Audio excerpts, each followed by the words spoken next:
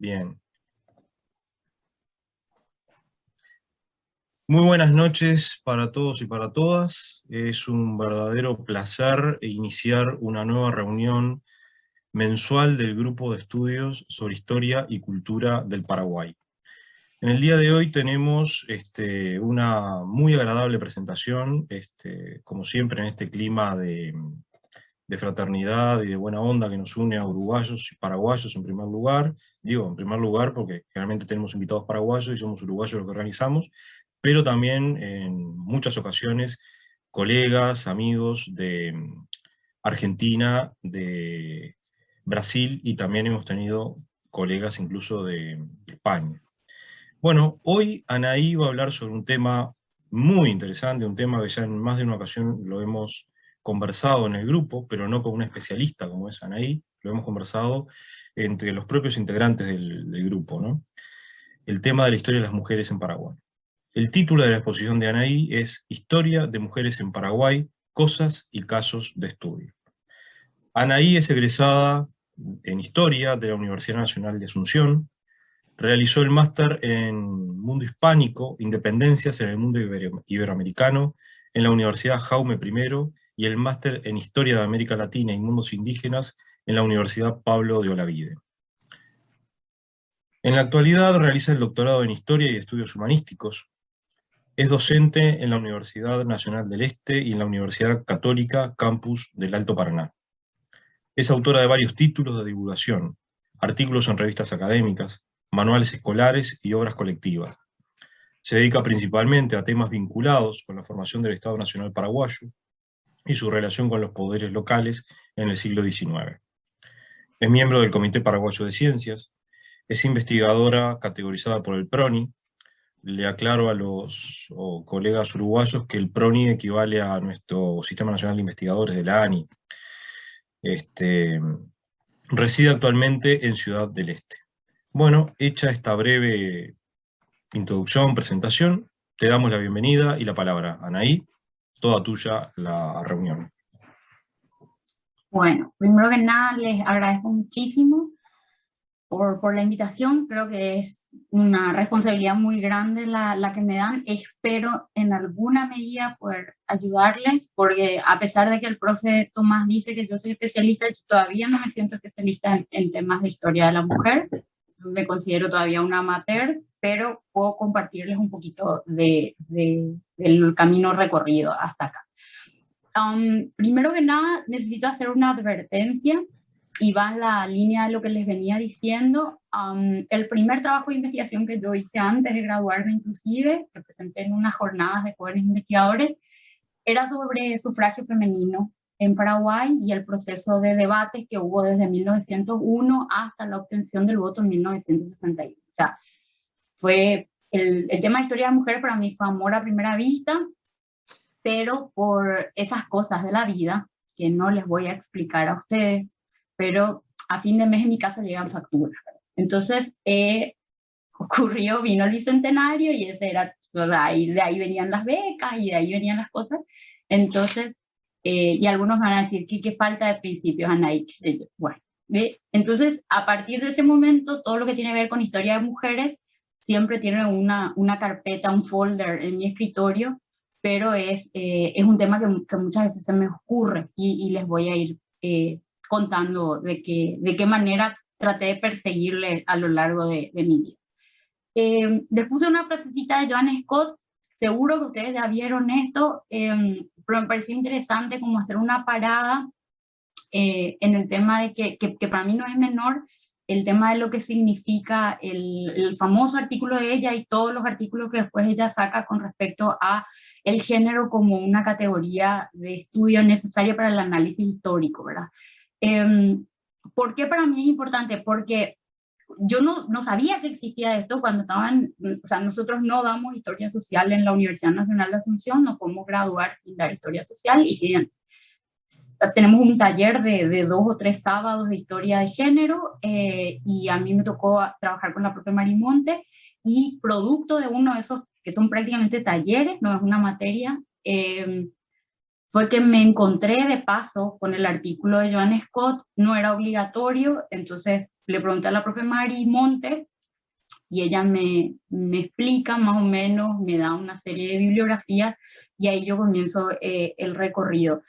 Y cuando surge el tema de la jornada de jóvenes investigadores, obviamente ahí hago mi primera revisión, que para nosotros, y eso quiero también que quede claro, para nosotros en la Universidad Nacional de Asunción, introducirnos al ámbito de la investigación es sumamente difícil, porque no tenemos, nuestra formación en realidad está volcada al profesorado, más que a la investigación en el grado. Entonces, por eso me parecía importante hacer una parada para que también ustedes puedan situarse más o menos en cuál es la situación de la investigación en Paraguay con respecto a estos temas. Hay una frase de Potas que ella dice en el 2011 en un artículo, en realidad en una entrevista que le hacen a ella, Bárbara Potas, dice: Paraguay es tal vez el país latinoamericano que más atención ha prestado al rol de las mujeres en su historia, incluso antes de que los estudios sobre mujeres y de género se propagaran en ciencias sociales.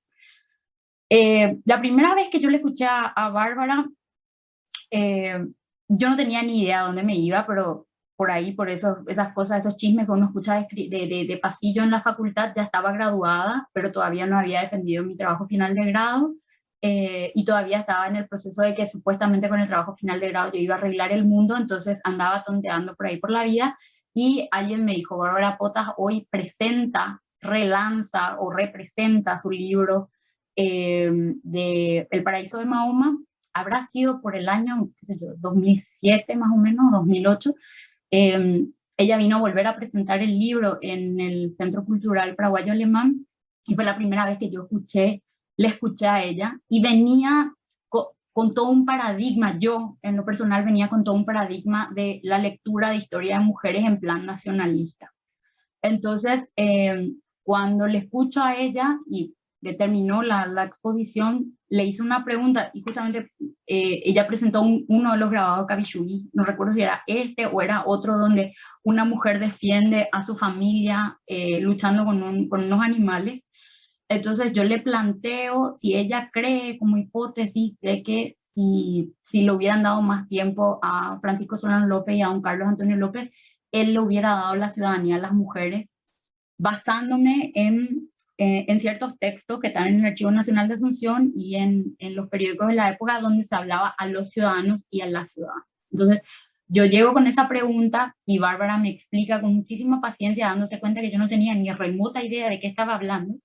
Ella me explica que cuando uno comienza a leer el discurso dentro del contexto de lo que eran las medidas del gobierno, uno se da cuenta que en realidad, y da el ejemplo de este grabado en particular, que este tipo de grabados cuando aparecen en Kabishugi, habla de inclusive de que las mujeres adquieren comportamientos viriles, y que inclusive son para darle vergüenza de alguna forma a los varones, y que salgan a pelear y a defender a las mujeres. Entonces, ¿por qué yo les cuento, les soy tan sincera? Porque quiero que entiendan también cómo yo llego a estos temas con todo un background que no tenía nada que ver con lo que era realmente historia de género, historia de mujeres, y mucho menos historia de género.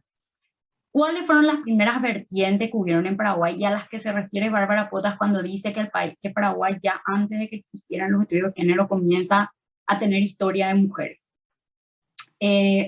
A partir del comienzo del siglo XX, cuando empieza todo eso que explicaba también súper bien Ignacio el mes pasado sobre el tema de el nacionalismo olear y de Manuel Domínguez y compañía, entre esos textos aparece con mucha fuerza la figura de la mujer paraguaya, y la mujer en singular. Y es una mujer que está marcada por el destino para ser la madre de los ciudadanos y ser la protectora del legado de la patria. Y en ese contexto, ese discurso tiene muchísima fuerza, porque están en el proceso de preparación para la guerra del Chaco. Entonces, esos debates comienzan a tener muchísima fuerza, mucha divulgación, y tiene ciertos momentos que son como culmine de la mujer paraguaya. No sé, el momento de la conquista, cuando Irala llega y ocurren los primeros matrimonios, con muchas comillas, voy a agregarle yo, hay entre los primeros conquistadores y las doncellas guaraníes. Luego, ¿cómo se llama? La valentía de la mujer paraguaya y su participación en la independencia, que ahí yo hoy en el presente, Anaí del 2021, me pregunto de qué mujeres de la independencia estaban hablando, porque solo aparece Juana María de Lara y más nadie más. Y después aparecen ya las mujeres de la Guerra de la Triple Alianza, las residentas como colectivo y las mujeres reconstructoras de la posguerra. Y esas son las figuras que aparecen. Ese discurso es retomado en la década de los 70 por Olinda Masaria de Kostianowski, quien formó pues, parte de la Academia de Historia, llegó a ser presidenta de la Academia Paraguaya de la Historia, y ella publica, o sea, primero escribe su tesis doctoral sobre la mujer paraguaya y su contribución a la Guerra Grande, donde ella trabajó mucho también en el ámbito político por el reconocimiento. Entonces, por ejemplo, eso que tanto hablamos del Día de la Mujer Paraguaya, el 24 de febrero, y el tema de la donación de las joyas y tal, va muy de la mano de esta investigación. Y es una investigación donde ella básicamente no trabaja mucho con fuentes primarias, pero trata de construir como una suerte de heroína, que es la compañera de ese héroe de la Guerra de la Triple Alianza. Del 75 al 85 se declara a nivel mundial por las Naciones Unidas la década de las mujeres. En ese contexto hay un despertar interesante en Paraguay, no tanto en la historia, porque hay todavía una impronta nacionalista muy fuerte en esas décadas, pero sí desde otras ciencias. O sea, hay trabajos en economía, hay trabajos en sociología, que después terminan siendo súper interesantes para alimentar lo que son las investigaciones históricas con respecto a las mujeres. En el 77 aparecen dos libros que fueron gestados anteriormente, pero que son publicados en ese año, que son el Diccionario de la Mujer Guaraní y Momentos Estelares de la Mujer en la Historia del Paraguay. Y acá tengo que hacer la acotación, aunque me parece que es muy obvio, pero igual tengo que hacer la acotación, que ahí cuando habla de Diccionario de la Mujer Guaraní se refiere a la mujer paraguaya, y en singular, vuelvo a decir, no se refiere, ahí no hay como un reconocimiento a la pluralidad, ninguna de esas cosas. En el 84 aparece un texto que es muy interesante y que después retomado otra vez en el Bicentenario, que es donde por primera vez se hace como un análisis lingüístico de una palabra que está superinstalada en la historiografía paraguaya, que es el tema de la residenta. Entonces, Beatriz Rodríguez Alcalá hace todo un estudio acerca de dónde viene el vocablo, cómo fue que se instaló, de dónde y por qué es tan importante esa feminización de ese concepto, de ese vocablo. Y todo en la línea de la construcción de una heroína femenina, ¿verdad? O sea, inclusive hay unos debates que yo no me voy a meter en eso, pero que por ahí creo que tienen con Ana un encuentro más adelante, ella les va a contar seguramente. Hay unos debates muy fuertes en torno a la construcción de los monumentos, ¿verdad? O sea, si representamos a las mujeres como las residentas reconstructoras o las representamos como las agricultoras reconstructoras. O sea, hay toda una mirada de cómo vamos a ir construyendo la imagen de las mujeres. Y cuando uso mujeres en plural, lo hago con muchísimo cuidado, porque en realidad la lectura hasta este momento, inclusive hasta el 87, es una lectura en singular, en el sentido que hay una sola forma de mujer paraguaya en todos estos textos, ¿sí? O sea, y es esa mujer residenta, reconstructora del Paraguay, que sirvió en las trincheras del Chaco y que es la hija nieta de aquellas mestizas de la época de Irala, o sea, del siglo XVI. Entonces, en esa línea viene también la tesis de Idalia Flores de Zarza, que es como un trabajo donde ella lo que hace es recorrer toda la historia de la mujer, todos estos hitos que estoy señalando, y trata de ver cuál es el rol de las mujeres paraguayas en ese proceso. Y lo interesante sí de su tesis es que comienza a recuperar o rescatar ciertas individualidades femeninas, cosa que es muy interesante. Transversal a esto, por ejemplo, ocurre el debate de si llevamos o no a una mujer en el panteón en los 60, por ejemplo, o el debate de si esa mujer puede ser o no Madame Lynch, por ejemplo. Entonces, no me voy a detener mucho en eso porque no sé por qué no puse diapositiva. Esta imagen me pareció interesante incluir por varias razones. Una de ellas porque viene del acervo personal del presidente del CPCH, que es Claudio Fuentes Almadán, que también da una pista de aquellas personas que quieran, realmente tengan interés en trabajar historia de mujeres en Paraguay, tienen prácticamente un campo virgen que trabajar, porque hay desde archivos privados hasta los archivos públicos abiertos a poder hacer todo tipo de investigación, porque prácticamente voy a ir diciendo cuáles son los temas que más se trabajaron, pero prácticamente está todo por hacerse. Entonces, por eso me parecía interesante poner esta imagen. Luego, lo otro interesante que me parecía de esta imagen es que en realidad la autora del Diccionario de la Mujer Guaraní y Momentos Estelares de la Mujer en la historia paraguaya es la niña de la foto, que fue la primera mujer en iniciar y culminar el bachillerato, y su mamá fue una de las primeras feministas en Paraguay. Entonces, ¿por qué es interesante? Porque ese, por ejemplo, es un tema, para quienes tengan interés, que todavía está pendiente, es el tema de la intelectualidad femenina en Paraguay, tanto en el siglo XIX como siglo XX. O sea, es un tema que tipo solemos discutir de repente, pero hasta donde yo sé todavía no hay como un recorrido. Gaby Schwartzman y su equipo de investigación tiene algunos trabajos, de hecho está trabajando en la línea de pensamiento femenino y creo que tiene un trabajo por publicar, pero todavía es un campo así, prácticamente el poder reconstruir estos procesos, las tradiciones, de qué vertientes feministas bebieron, es todavía un tema pendiente. Dos textos, acá extraje dos frases que me parecieron, a mí me parecen que pueden revelarles para que ustedes puedan ubicarse más o menos de qué manera abordan la historia Olinda y Beatriz.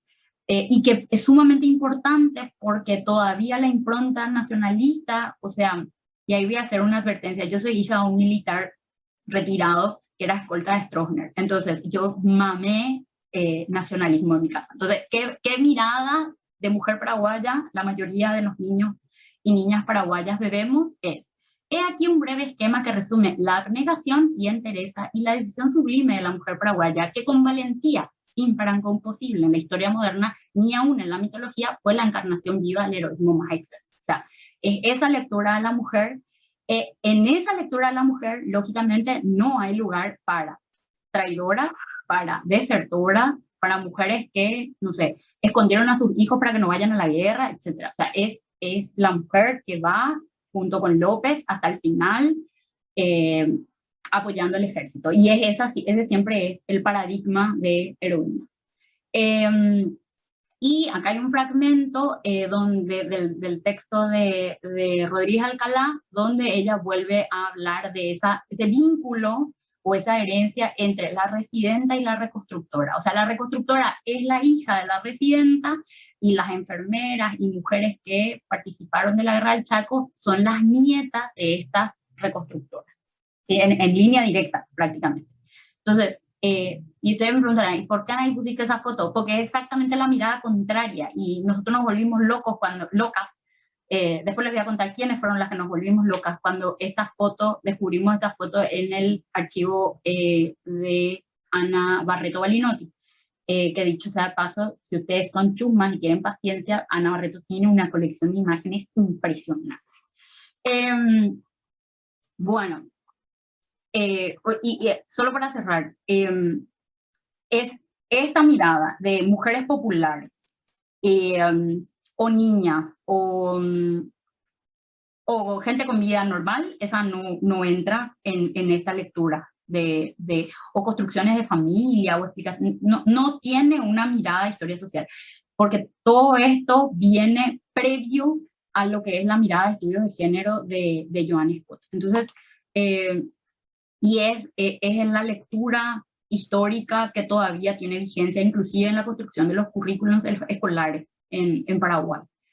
En el tema de mujeres indígenas, sí hay como, a ver, hay una enorme parada, pero a la vez hay avances muy interesantes que son principalmente de la mano de Branislava Zuznick, de Charles Sardi y de algunos trabajos que hizo Godoy Sciogas en la década de los 80. O sea, yo tomo ahí un trabajo que es India, Vasalla y Campesina, pero hay otros trabajos que hace Godoy Sciogas con otras autoras y que están muy buenos por el aporte que tiene desde la antropología, entonces, y de la etnografía. Entonces, hay, por esa línea hay unos avances muy interesantes en la década de los, ya de los 60, 70, 80 y que van totalmente en paralelo y no tienen nada que ver con lo que es esa impronta nacionalista de las horas, de la etapa pionera, como yo le vine a denominar porque no sabía cómo denominar.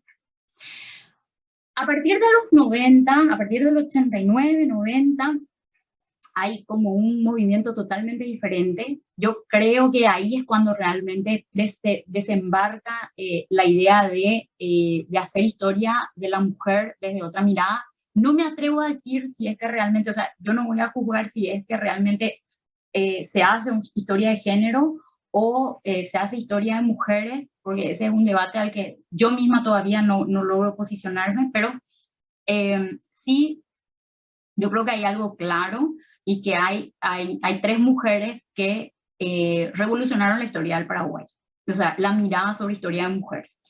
Y les puse en orden más o menos cronológico, no de edades, ojo, que nadie después me diga que vos decís que María es más grande que Bárbara, porque no tengo ni remota idea, pero sí, Sansón se está riendo porque yo, bueno, a ver, acá yo voy a hacer una confesión. ¿Se acuerdan la foto que puso Ignacio ¿cómo era? De Bartomé caminando junto con él en la calle? Bueno, acá en esta parte yo debería poner una foto, pero no tengo ninguna, de la profe Mari Monte caminando por algún lugar conmigo. O sea, si alguien tuvo muchísima influencia en mi persona y en mi trabajo, y probablemente es la culpable de que yo esté enamorada de temas de historia de mujer, es la doctora Mari Monte. Entonces, y no le voy a preguntar su edad para saber cuál es el orden, porque no me voy a arriesgar a eso.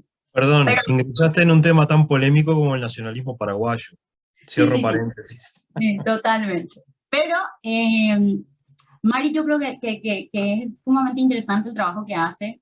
Me río mucho cuando pienso Uruguay y pienso en Mari, porque me acuerdo, por ejemplo, una escena en una biblioteca en Uruguay y estábamos hablando con Mari de ver qué íbamos a sacar y qué sé yo, y llega Dora Tioto y le dice, ¿usted es feminista? Y ella le dice, no, de ninguna manera, a mí usted no me diga feminista.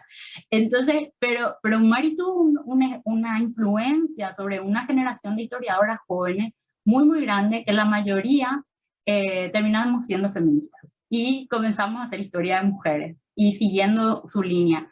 Hay cosas donde probablemente no vamos a estar de acuerdo con ella, hay cosas en las que sí.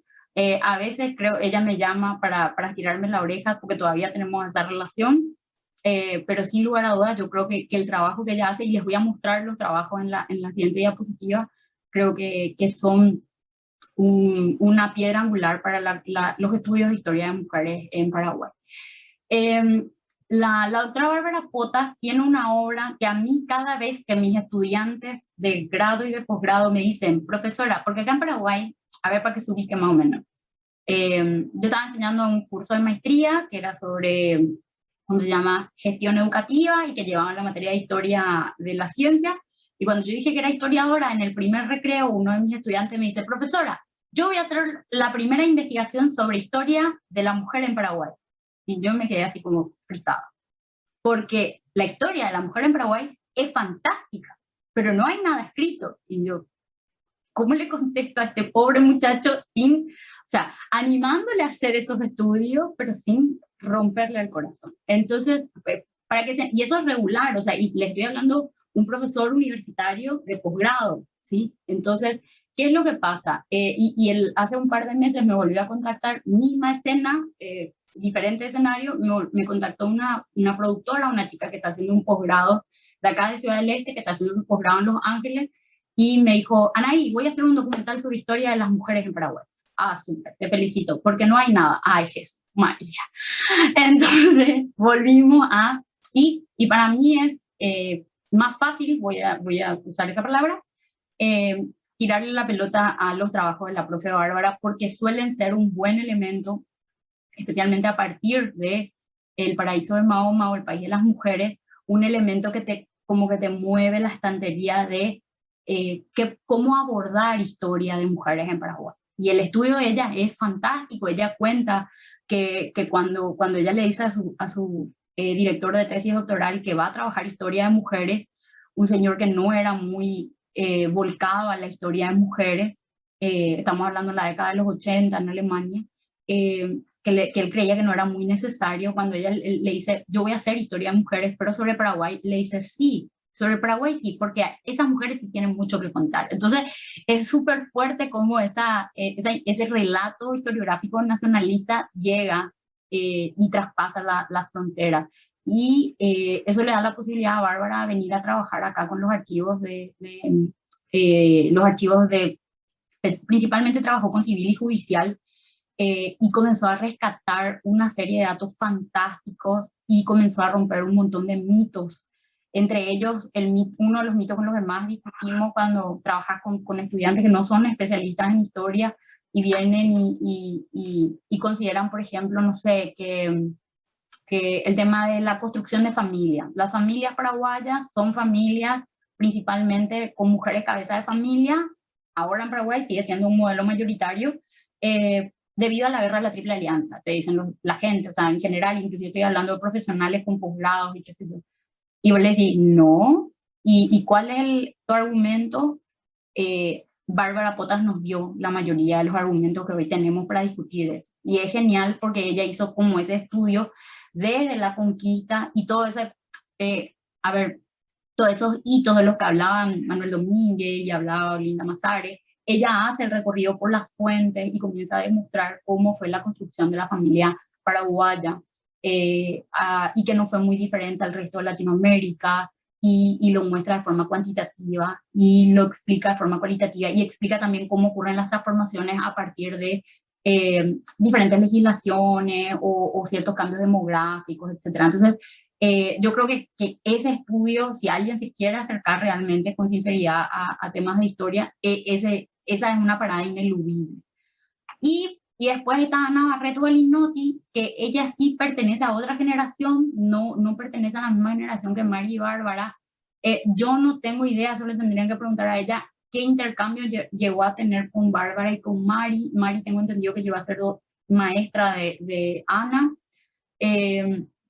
Bárbara no sé qué influencia llegó a tener sobre Ana, supongo que principalmente en la parte de la investigación, todas somos de alguna forma deudoras de Bárbara Potas, pero ella hace un abordaje diferente en el sentido de que ella comienza a darse a la tarea de recuperar individualidades y recuperar colectivos a partir de las fuentes.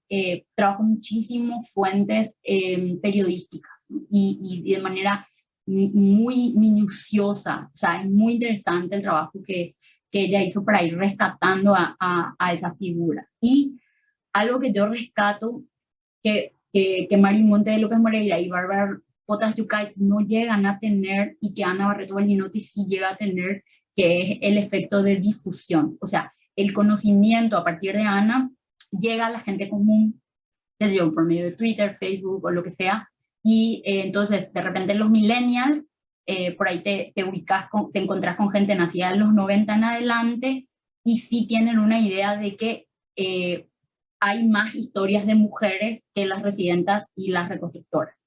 Entonces, yo creo que ese es un avance súper importante en términos de historia de mujeres en Paraguay.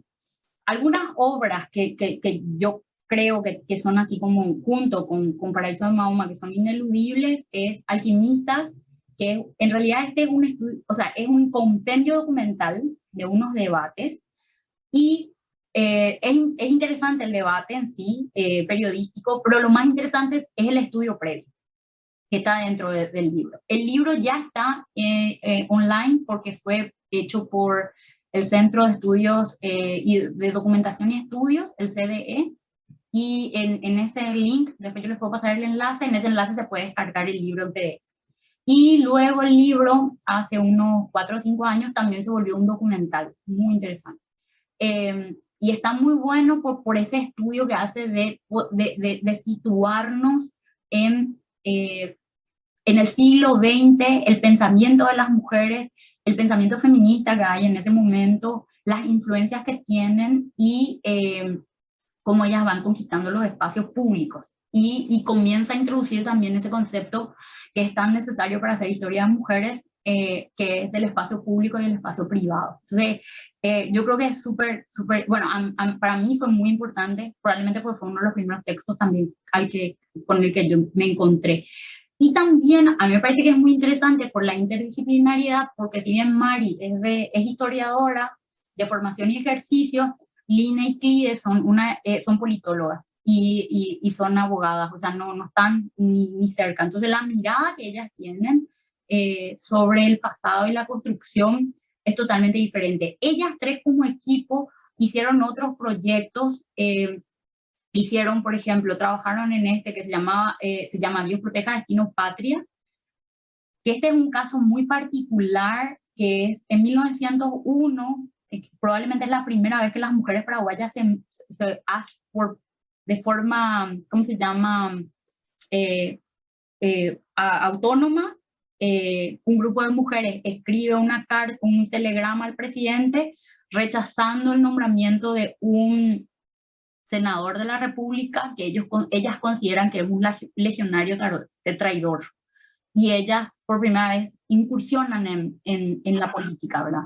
Y porque hacen un telegrama público y son, si mal no recuerdo, eran 23 mujeres de la élite concepcionera. ¿Y por qué es interesante esa incursión? Porque se arma todo un debate en los periódicos, donde la gente los varones, porque eran los que escribían en los periódicos de la época, comienzan a discutir, y la discusión es fabulosa, es una delicia. Con Ana una vez nos reímos de eso, porque vos mirás el Facebook ahora, los argumentos para que las mujeres no se metan en política y son igualitos que en 1901. O sea, es tipo como, si necesita más espacio, que la agranden la cocina, ¿entendés? Una cosa así.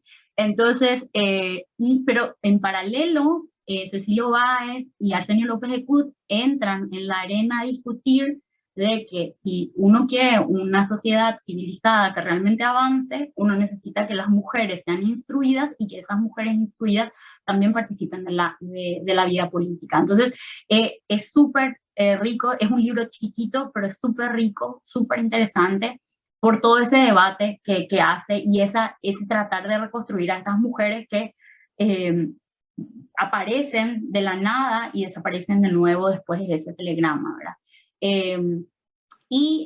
Después este texto también de trabajos de este equipo de investigación que salió en el Bicentenario, es Al fin Ciudadana, 50 años de derechos políticos de las mujeres en Paraguay, que es más o menos el recorrido de cuál fue el proceso, porque Paraguay es el último país en obtener el sufragio, entonces, en América.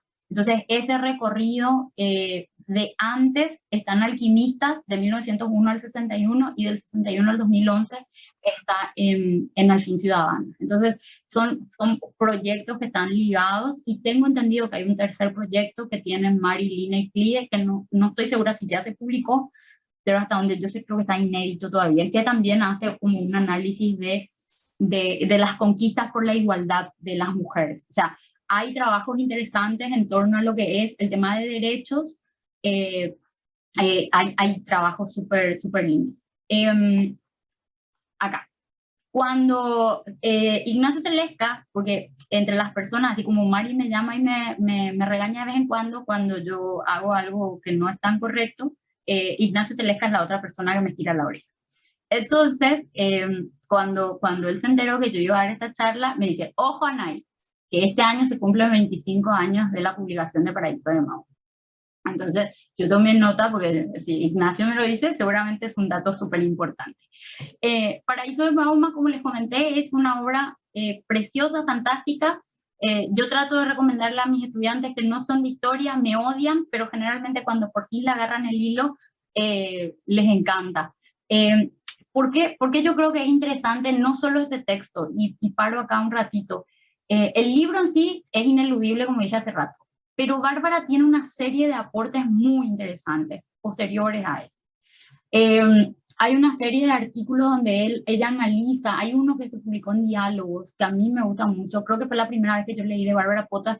Antes de esto, leí sin saber que era ella, ¿verdad? En una revista Diálogos de la Universidad de Maringá, un artículo que está en línea y que es de libre acceso, que se llama Residentas, Destinadas y Traidoras, y que hace un análisis de los roles de las mujeres en la guerra de la Triple Alianza, y no se queda solo con el rol dentro de la guerra, sino con las miradas historiográficas con respecto a esos roles.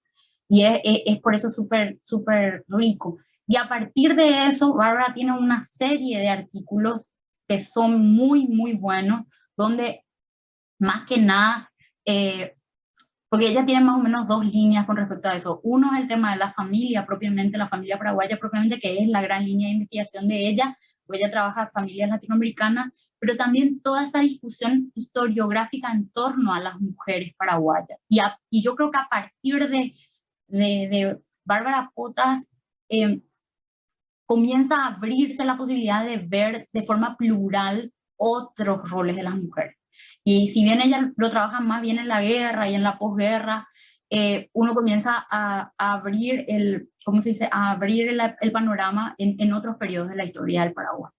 Y creo que eso es sumamente interesante. En el caso de Ana Barreto, las dos obras, que yo sepa, las dos obras están agotadas y no se pueden conseguir, así que no sé, pregúntenle a Ana si piensa reeditar, pero son súper buenas. Yo esta robé de una biblioteca de uno de los colegios donde trabajaba, y esta ya me descubrieron que robé, entonces, o sea, lo presté indefinidamente, y ya no me dejaron prestar porque ya me pillaron. Entonces, estas dos obras son muy interesantes porque justamente resumen esa investigación que a ella le llevó bastantes años, y que es ese tema de rescatar individualidades y colectivos femeninos.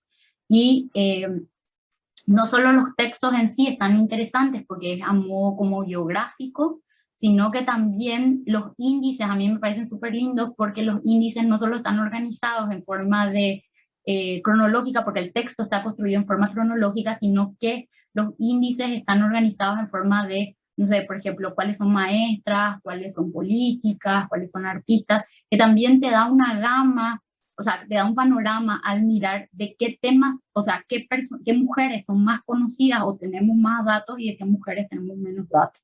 Y qué periodos tenemos más datos, y qué periodos, por ejemplo, son claros que todavía habría que ir cubriendo. Entonces, eso junto con todo lo que es el trabajo de Ana, junto con Milda Rivarola, de rescatar imágenes, es sumamente interesante de acercarse de alguna manera, porque enriquece muchísimo la mirada de hacer historia de mujeres, de cómo hacer historia de mujeres, o qué fuentes usar para hacer historia de mujeres.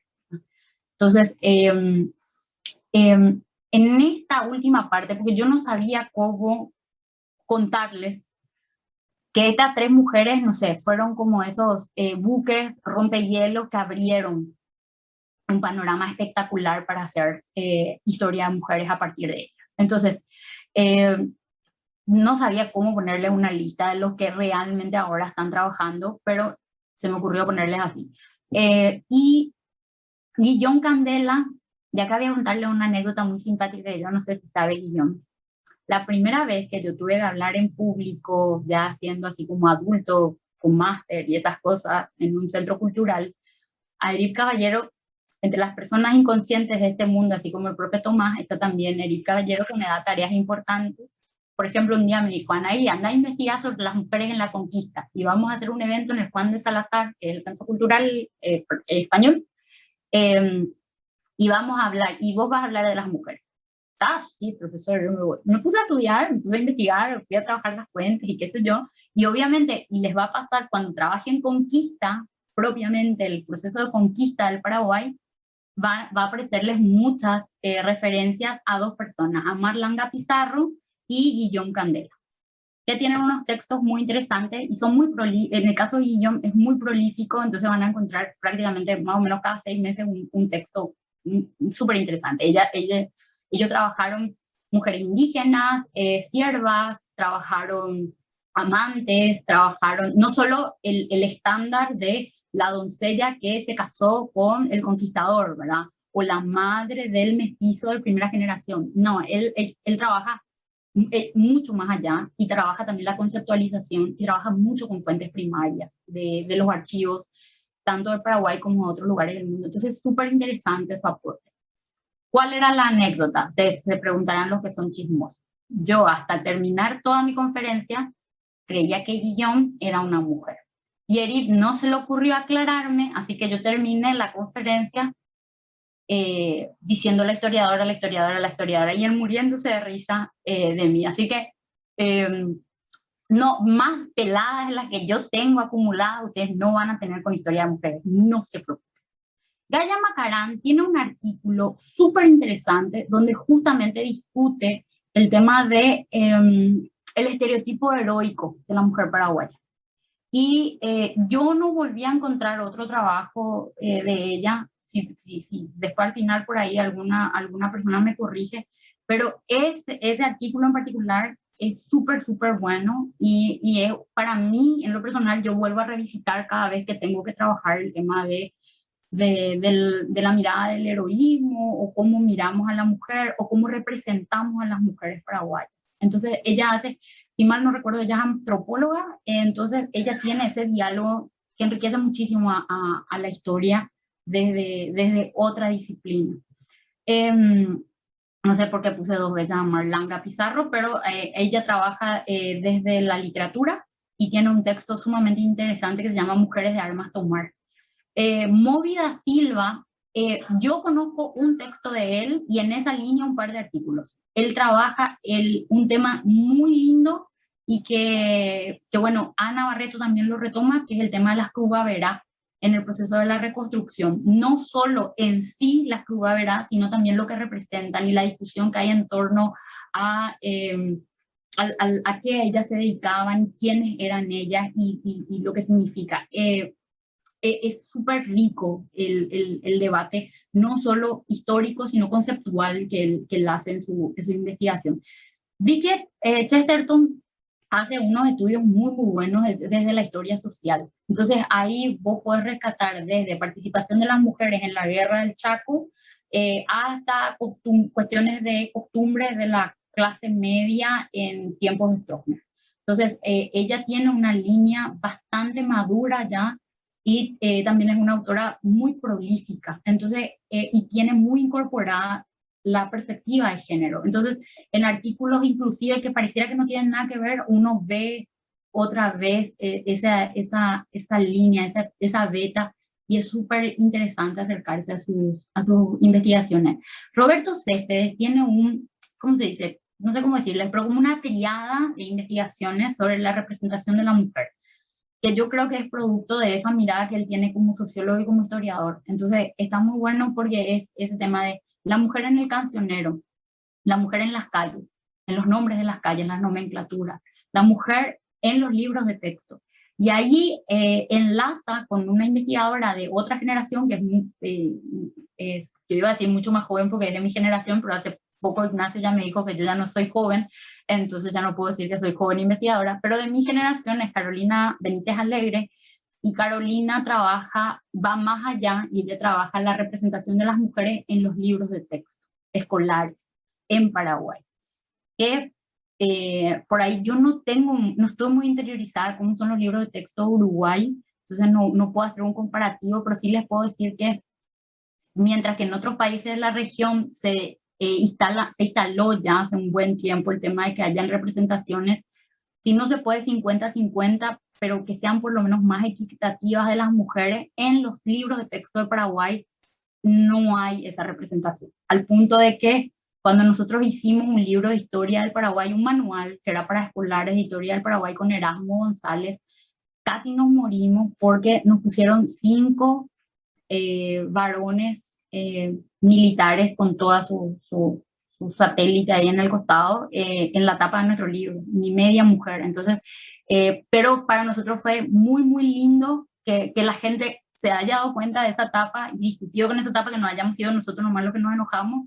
Y luego, para mí en lo personal fue muy me animó muchísimo, gente que leía y me decía, vimos que hay cuadritos sobre historia de mujer, hay así como unas paradas, pero queremos que haya más. O sea, se espera ya de ustedes que tengan una perspectiva que sea, si no se puede 50-50, por lo menos que sea así como 60-40, ¿verdad? Que haya una representación de las mujeres. Y para nosotros fue súper alentador porque era un reclamo que era ya producto de un proceso. Entonces, David Velázquez Seiferkel tiene unos trabajos muy interesantes de rescate de la educación de niños y niñas, educación en general, pero en esa línea hay unos trabajos muy buenos sobre el tema de las maestras. Entonces, como él trabaja educación, está muy bueno todo lo que hace con respecto a el estudio de las maestras. ¿Por qué? Porque a partir de eso es una de las primeras profesiones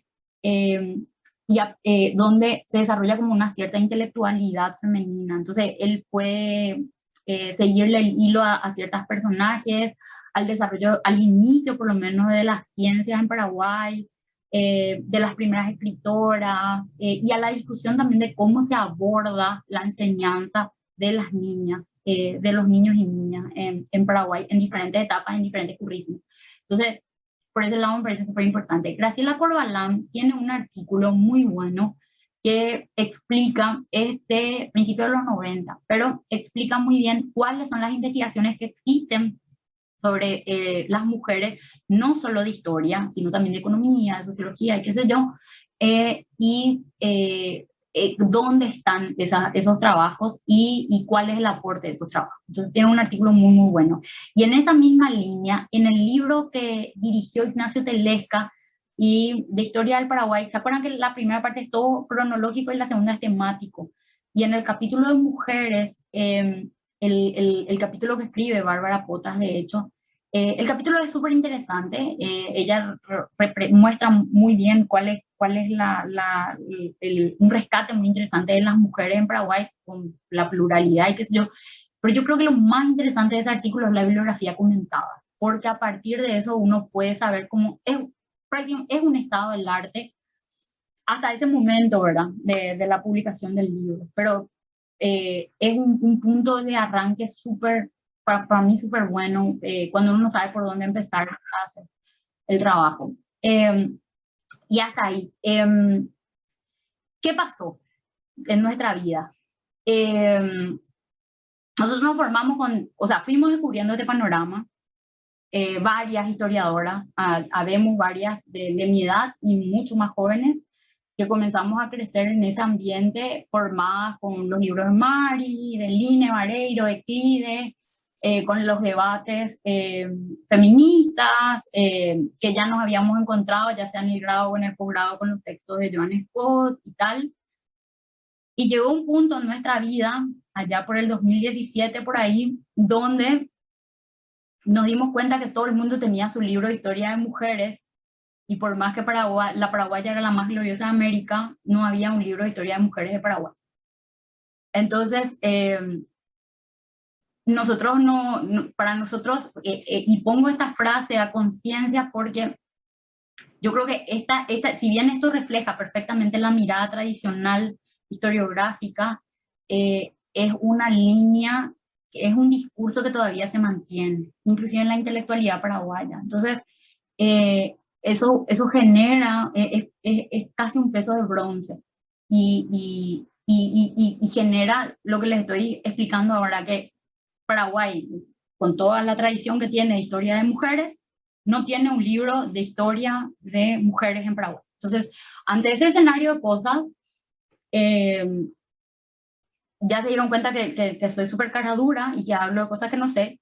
Entonces, me senté a hablar con algunas personas de la necesidad de hacer eso. Obviamente, las primeras personas con las que hablé fueron Mari y Ana Barreto, que para mí son como referentes. Ana estaba dirigiendo Casa de Independencia en aquel tiempo, el Museo Casa de la Independencia, y Mari estaba en proceso de jubilarse. Entonces me dijeron, Ana, te colaboramos lo que quieras, pero ni se te ocurra contar con nosotras para editar o coordinar un proyecto como ese. Pero siempre uno encuentra gente distraída por eso. Y encontré a dos locas igual que yo, más jóvenes obviamente, que se llaman Jazmín y Victoria, Jazmín Duarte Esquel y Victoria Taboada, que las dos estaban cumpliendo el sueño, bueno, Jazmín estaba cumpliendo el sueño de la piba de ir a estudiar con la mismísima Bárbara Pota, ir a hacer el doctorado con ella a Colombia, ¿verdad? Entonces, las agarro las dos antes de que se vayan. Victoria estaba yendo a Berlín a hacer el doctorado y Jazmín se estaba yendo a Colonia, y les planteo esta es la situación, y ellas me dicen, nosotras también sentimos lo mismo, que no hay un manual, un punto de arranque para hacer historia de mujeres en Paraguay, y que todo esto que yo les estuve contando está como muy disperso y todo esparcido y uno no sabe por dónde empezar o cómo articular. Y les dije, ¿qué tal si nosotras hacemos? Las tres no sabíamos en qué nos metíamos, les voy a confesar, allá por el 2017, y se nos ocurrió hacer un proyecto que se llama Más que Gloriosas. Más que Gloriosas es esto, es una construcción colectiva entre varios autores y autoras, es un libro de historia del paraguaya. Victoria insistió en poner enfoque de género, yo todavía creo que no llegamos a eso, pero es la aspiración, es el ideal. Y lo que logramos, porque ya es un hecho, el libro está en proceso de corrección final, ya está diagramado, es que todos esos autores que ven acá, estas tres columnitas, que son autores de diferentes áreas de las ciencias históricas y de diferentes generaciones, porque está la mismísima Bárbara, está Marimonte, está Beatriz Bocio, y de repente está Ana Barreto, está David Velázquez, está Roberto, y gente que es de generaciones, o sea, son más jóvenes, como, no sé, ¿cómo se llama? Como Jazmín, como está Verónica Villalba, Valeria Balder, gente que está acá en Paraguay haciendo historia, gente que está afuera, gente que es de diferentes ciencias, y nos juntamos entre todos y armamos un libro. Es una cosa preciosa, no es porque sea mi hijo, pero es súper lindo. Son más o menos, si mal no recuerdo, son 22 capítulos. No, son 11 capítulos con 22 autores. Y en la primera parte del libro se trabaja de forma cronológica. La parte de prehistoria nos ayudó una antropóloga, que es Gloria Scapini. No les puedo explicar el ejercicio mental que fue para mí, tan historiadora, porque Jazmín y Victoria tienen formación interdisciplinaria, pues son politólogas. Yo soy historiadora, estoy pura y dura, positivista, así hasta decir basta. Entonces viene la antropóloga con su artículo y yo me quería morir. Entonces, este libro es súper interesante por el ejercicio que para nosotros mismos, nosotras mismas, fue construir y deconstruir todos los conceptos y poder dialogar entre las diferentes ciencias. Y es más, puse entre los nombres también a la correctora de estilo, al diagramador y a la editora de texto, porque a partir del debate con ellos también inclusive se enriqueció el debate en términos de género. O sea, yo nunca me puse a pensar tipografías que sean femeninas o masculinas. Entonces, ¿qué es lo que nos dijo el diagramador cuando íbamos a armar el libro? Nos dijo, Anaí, Jazmín y Victoria, ¿qué tipo de tipografía quieren? Y nosotros le dijimos que sea linda. Y él, no, o sea, acá hay toda una conceptualización detrás y terminamos eligiendo una tipografía que había sido creada por una mujer, cosa que a nosotros no se nos iba a ocurrir nunca, ¿verdad? Entonces el libro es producto, y está en proceso de terminarse, es producto de todo un proceso para nosotras, luego de gestar y dar a luz varias generaciones y un diálogo súper amplio en torno a las mujeres paraguayas. Y inclusive ya cuando estábamos terminando el libro, una de las correctoras de estilo nos dijo, cuando ustedes hablan de Más que Gloriosas, ¿a qué se refieren? ¿Están diciendo que las mujeres paraguayas son tan excelentes y tan fantásticas que son más que gloriosas? y nosotros tuvimos que hacer como una parada y volver a aclarar que nos referimos a que no solo son la gloria de la que siempre se habla, sino que hay una pluralidad de voces y de representaciones y de historias que contar desde acá y desde afuera, porque inclusive hicimos un capítulo que habla sobre la migración, que es un tema que es súper, o sea, tiene una mirada de género muy fuerte. No sé en el caso de Uruguay, pero en el caso de Paraguay, la mujer paraguaya en más de una ocasión en el siglo XX eh, tuvo que abandonar el país para poder sostener a su propia familia. Entonces hay toda una mirada de género súper interesante en torno a la migración, por ejemplo.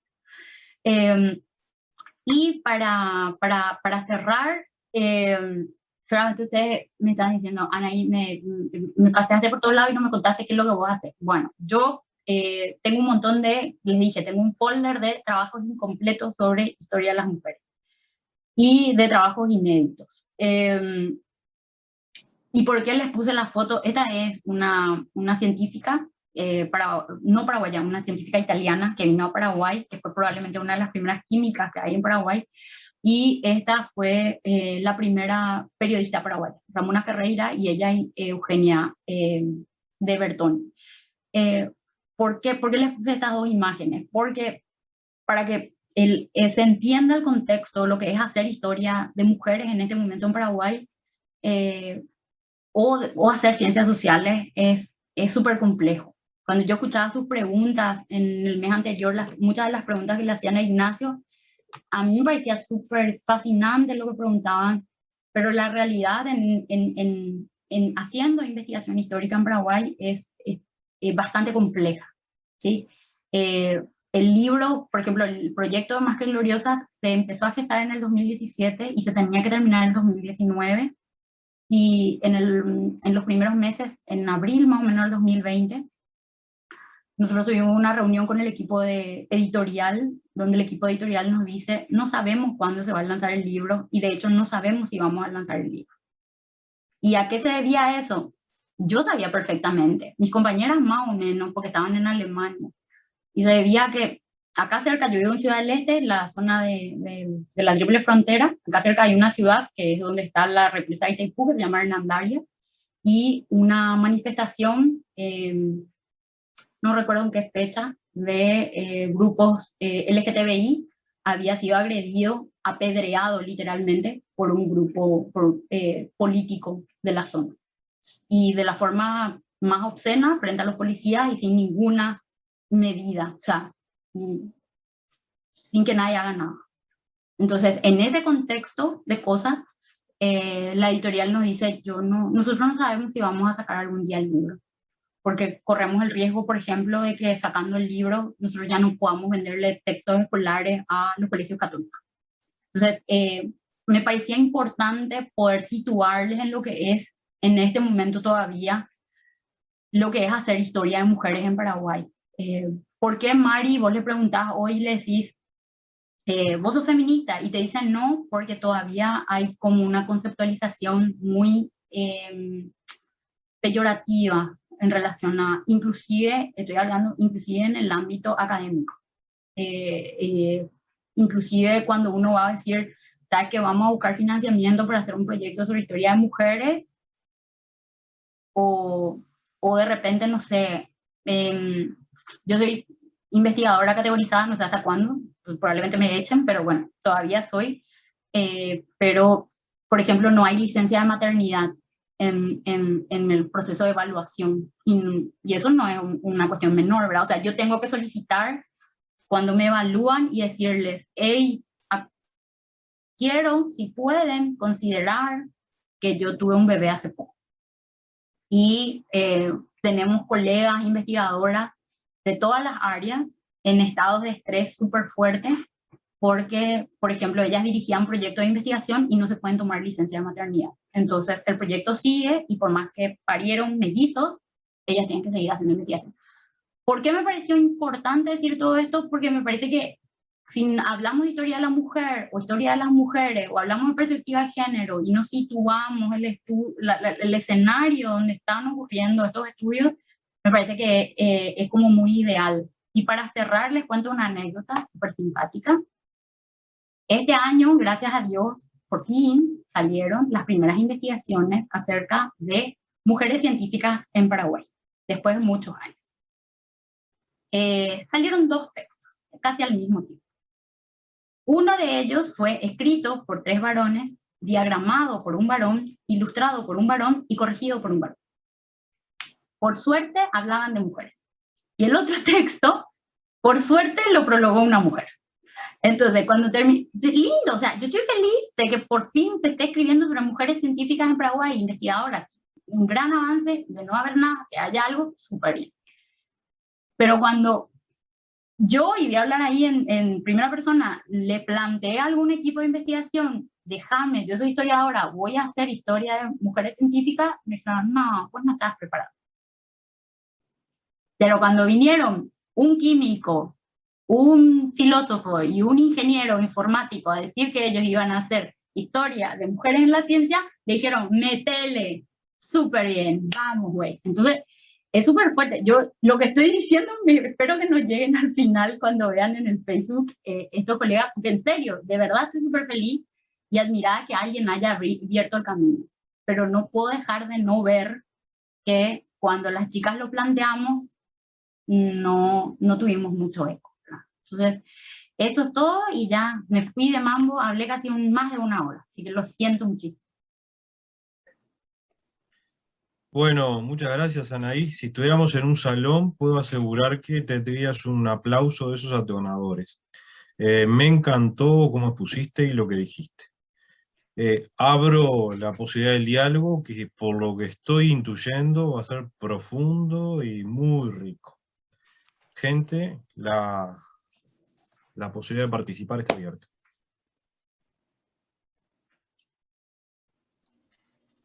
¿Puedo decir algo yo? ¿Quién? ¿Sandra? No, vos no, Sandra. Sí. Dale, dale. No, primero felicitarla a Anaí porque realmente excelente la conferencia, me encantó a mí también. Y quería contar un poquito de un libro que hizo una historiadora uruguaya, Virginia Martínez, que se llama La vida es tempestad, y es sobre una familia paraguaya, 3 generaciones de una familia paraguaya, y sobre todo sobre Soledad Barrett, ¿no? Que fue en los 70 militante comunista, fue exiliada a Brasil y asesinada allí, desaparecida y asesinada. Debo aclarar que a pesar de que soy arqueóloga, yo trabajo con el archivo de pasado reciente y con todo el tema de los movimientos de liberación nacional y todo eso. Entonces, como que no puedo evitar hablar del tema, ¿no? Y está muy bueno el libro y si podés conseguirlo, a ver, no sé si lo verán, si lo muestro. Está genial y tiene muy buenas fotos también.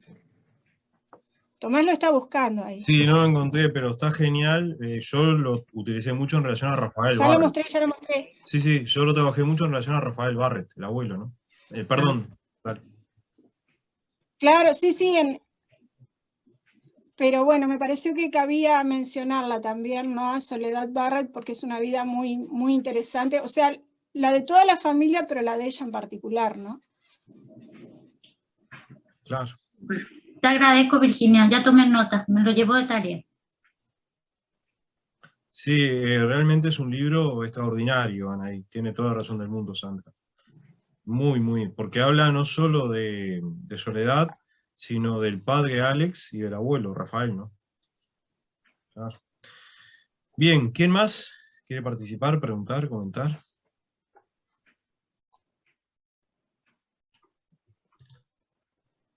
Yo solo quiero felicitarte porque excelente, me encantó y es un tema fascinante. Y simplemente una consulta muy rápida. Siempre he leído por ahí de que Paulina Luisi, que es una de las digamos, pioneras del movimiento feminista en Uruguay, tuvo mucho que ver con el desarrollo del Centro Feminista de Paraguay o el Centro Feminista Paraguayo en relaciones que entabló con distintas intelectuales. No sé si los distintos estudios has trabajado algo sobre estas intelectuales paraguayas y su relación con Paulina Luisi, y sobre todo porque hemos encontrado que Paulina integró un instituto de historia, aunque no sabemos de ningún trabajo historiográfico publicado por ella, y si, digamos, hay algo, hay un ejemplo similar de integrantes feministas que hayan conformado un instituto a principios del siglo XX. O sea que creo que dije cuando presenté la foto de Caldi, que es un tema pendiente, el tema de profundizar las redes intelectuales femeninas en Paraguay. Tenemos como pistas. Esa imagen que les mostré al final de Ramona Ferreira, por ejemplo, la encontró Gaby Schwarzman de forma súper accidental, y ella fue la primera editora de una revista y periodista paraguaya. Imagínate que así de perdido los hilos están, ¿verdad? Y el tema de las redes, hay un trabajo lindo de David sobre Serafina Dávalos, que Serafina Dávalos es ineludible en el tema del pensamiento, y Virginia Corbalán, ambas la primera y la segunda abogada de Paraguay, y en el tema de los debates, cómo ellas hacen redes con otras mujeres, ¿verdad? Y en qué espacios también se presentan públicos. David hace, en la última biografía que se publicó de Serafina Dávalos, pre-pandemia, hace como unas ciertas, no sé, puntualizaciones como para empezar, pero si te interesa ese tema, es así como cancha libre, porque hay muchísimo que trabajar. Porque acordate también que esos periodos son muchos periodos de migración, tanto por cuestiones económicas como políticas. Entonces, estas chicas se mueven mucho. Y hay toda una red de educación. Hay otra línea que tiene que ver con esto, que también es el tema de la formación de las mujeres. Por ejemplo, hay un caso de una argentina que se llama Freiche Casati, es su apellido, y que ella les formaba a las mujeres en los centros de costura, de las escuelas de costura. Entonces, hay como una red de otros conocimientos también, no solo desde la intelectualidad pura y dura y de las academias. Entonces, es un tema pendiente. Tipo, hay como hilachas sueltas por ahí, pero falta hacer ese trabajo fino de hilado de la red y de qué intercambio hay entre ellas.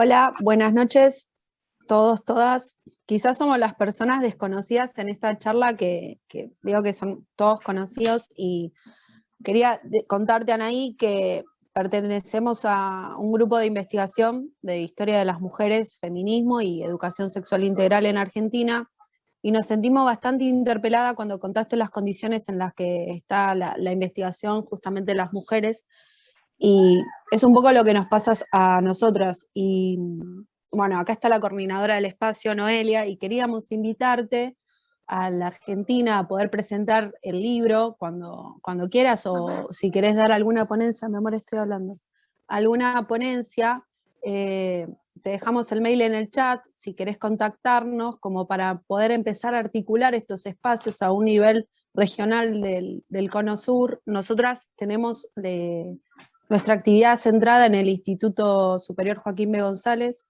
que es un instituto de formación docente. Así que, nada, bueno, quería invitarte formalmente a participar, si querés, de estos espacios. Hace 2 años, antes de la pandemia, organizamos una jornada bastante importante. La idea ahora es empezar a retomar las actividades e invitarte. Muchísimas gracias, Carla. Yo creo que todos estos proyectos tienen sentido cuando uno articula, ¿verdad? Y te agradezco muchísimo. Voy a tomar nota del email para que podamos contactar. Te esperamos con los brazos abiertos. Gracias. Habló Carla, me presento, yo soy Noelia. Termino el espacio que nombraba Carla. Primero felicitarte, Anaí, porque me pareció maravillosa la presentación que realizaste, desde el desconocimiento total de la historia de, digamos, de países limítrofes, se maravilla, digamos, con todo ese recorrido que hiciste, y me asombraba también, ¿no? De esta cuestión que vos planteás de la falta que hace de cubrir un montón de áreas de estudio.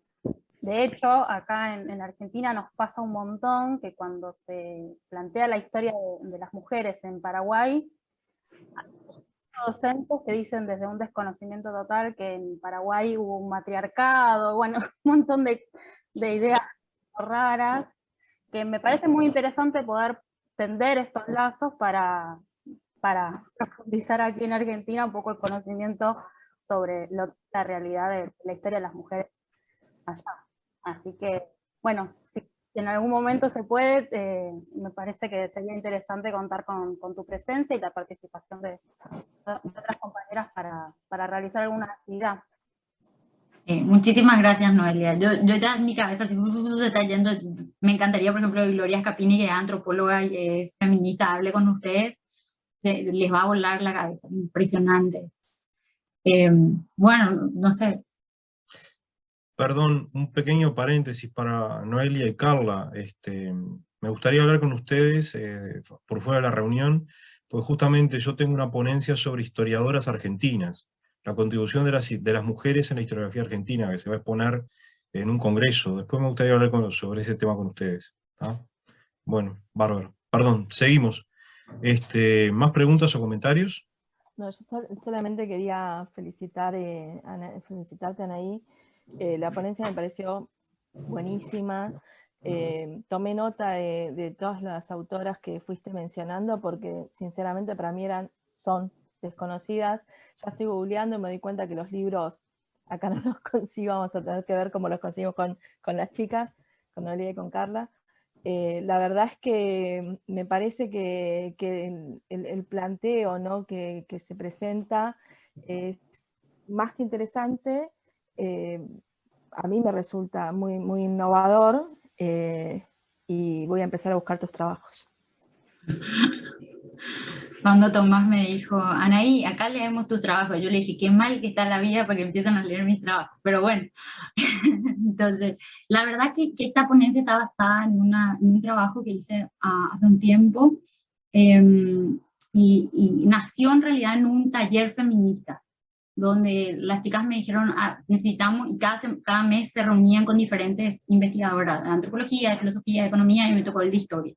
Y esa ponencia se volvió una disertación por escrito que ahora está súper desactualizada porque ya es de hace 5 o 6 años, pero por ahí eso les podría servir a ustedes. Entonces yo puedo ver después, enviarles al mail justamente que me pasaron, y le puedo pasar también a Matías para que comparta, pues está inédito, pues no está publicado todavía. Entonces, sí, con mucho ojo, porque ya les digo, ya está desactualizada, porque en los procesos editoriales se quedó trabada y es de hace, creo que 4 años. Yo todavía no tenía bebé, eso es lo que me acuerdo.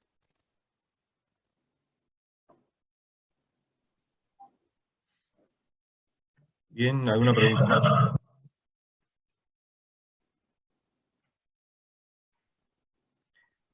Gómez, adelante.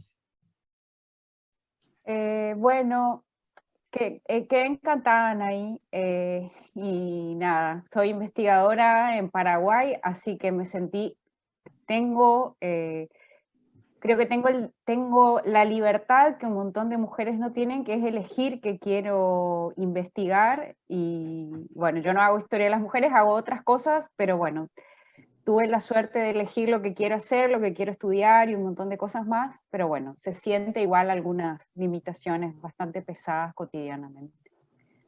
Así que te agradezco por todo lo que dijiste y por haber hecho la exposición. Pero mi pregunta ahora va a una cosa más específica, a algo que vos planteaste con relación al tema del papel de las mujeres en la independencia.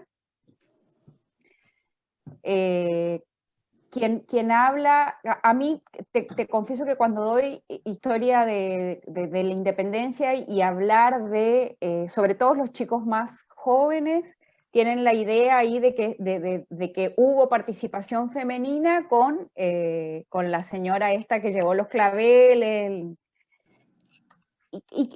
la sensación que tengo es que es un ingreso súper forzado, o sea, teníamos que poner alguna mujer adentro de la independencia, entonces, ¿quién va a ser? Esta señora.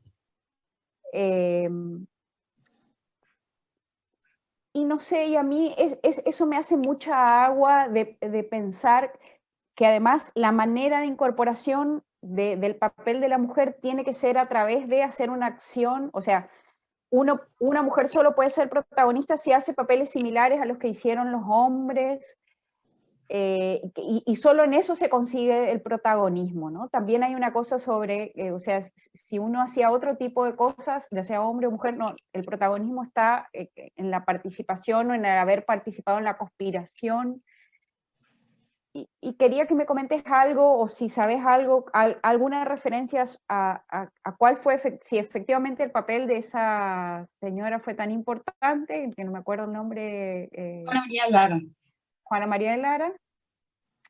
En realidad es así, como yo lo sigo a Garay, y Garay habla mal de Somellera, y quien habla de ella es Somellera, para mí estaba medio desacreditado el papel de ella, usando la fuente de Somellera, pero después hay otras fuentes que hablan de la presencia de ella y de la existencia. En realidad es que las mujeres existían, así que tuvieron una participación. Bueno, quería que me hablaras un poco de eso, si es que... Bárbara, ¿por qué siempre ¿conoces haces algo más preguntas sobre el tema? difíciles? ¿Por qué no te portás bien, como dice el profesor Tomás? Bueno, ahí me metiste el dedo en la llaga porque independencia fue mi como se dice en guaraní. Yo trabajo independencia por imposición desde el 2011. Y después ya, bueno, ya nuestra relación tóxica continúa hasta que yo decida terminar mi tesis doctoral. Entonces, ¿qué es lo que pasa? Primero está el tema de la mirada de la independencia, como que es el 14 y 15 de mayo y fin. Entonces ahí tenés que meterle a una mujer en la lectura historiográfica que hay de que ese día es la independencia, no hay otro, no hay un proceso ni nada. Entonces en esa lectura tienen que meter a un personaje femenino porque era la tendencia regional. Y toman, bueno, el texto de Somellera y otros que citan a Juana María Lara. Lo de la ofrenda floral, Ana Barreto hace un estudio interesante, que ella dice que no puede ser que ella haya llevado una ofrenda floral. Y yo no tenía muchas luces cuando tenía 14 años y le dije a mi abuela que las violetas se mueren en mayo. En Paraguay no hay luego violetas. Entonces, y bueno, la ofrenda floral, viste que eran jazmines, rosas y violetas. Violetas en mayo, en Asunción, nunca jamás. Entonces, el tema del acto de la ofrenda floral de mayo es insostenible desde todo punto de vista. Pero viste que es un acto femenino, ¿entendés? Ella lleva las flores. Ana justamente postula que si Juana María Lara participó de otras formas en la conspiración en sí. Inclusive el artículo que tenemos en el libro de Historias de Mujeres, Ana habla de la posible participación de Micaela, la esposa de Yegros, y que cuando uno ve los textos de Micaela, porque ella escribía y leía, yo no me imagino a ella, viste que las conspiraciones ocurren en la casa de Martínez Sáenz, entonces, y era el encubrimiento era, porque era la reunión, y te va a servir con tus alumnos jovencitos, era la reunión de los exas en la casa de Martínez Sáenz, donde todo el mundo se reunía a noviar, y todas las chicas están por ahí. Entonces, no me la imagino cuando comencé a leer los textos y leer las investigaciones que hace Ana Barreto sobre Micaela y compañía, no me imagino a Micaela quietita en la esquina, mientras que los perros están discutiendo sobre lo que van a hacer con Velasco, ¿entendés? Entonces, es posible que si arañamos un poco más la superficie y que miramos la independencia no como 14 y 15 de mayo, sino como un proceso, que ahí se nos aparecen más figuras femeninas. La esposa de Pedro Juan Caballero en 1820 se atreve a presentarse a Francia y a solicitar clemencia por su esposo, que es un acto, y lo hace por medio de una carta, que ella no escribe, porque ella no sabe leer escribir, pero ella hace el texto, ¿verdad? Entonces, te da la pauta de que cuando vos comenzás a recorrer los acontecimientos hay otras mujeres. La propia hermana del doctor Gaspar Rodríguez de Francia, ella era maestra y era tutora de algunas niñas de la élite asuncena. Entonces, es posible que haya más figuras femeninas y que están todavía. El tema, y eso es justamente un debate en torno a, en la primera en esta generación entre Bárbara, Mar y Ana. Creo que todas ellas están de acuerdo en que Juana María Lara existió y que participó, pero en lo que no están de acuerdo en qué hizo realmente y hasta dónde fue su participación, y si realmente hay, como vos decís, una lectura de género de esto es algo esperado que puede hacer la señora, y acordate que ella tiene como una imagen aceptable, que no pasa con Man Lynch, por ejemplo. Entonces, cuando tenés que hacer el panteón de elegir a las mujeres, tenés que elegir mujeres que sean, ella era viuda, tenía una función en la catedral, religiosa. Entonces, ese perfil es como un perfil más aceptable que una mujer que hace política o que le pone, no sé, qué sé yo, o es separada como más Lynch o lo que sea. Entonces, ahí también hay todo un debate en torno a roles femeninos y masculinos que también habría que ahondar más. Vos y yo y Ana nos solemos pelear por ahí en algunos grupos de WhatsApp, pero en algún momento tenemos que publicar y armar, y también Bárbara explota, y o sea, no sé, y Bárbara Potas llega a explorar en algunos de sus artículos, y el artículo ese que dije de Gaya Macarán también, pero yo creo que hay más que hay que encontrar bajo la superficie, por lo menos en Independencias.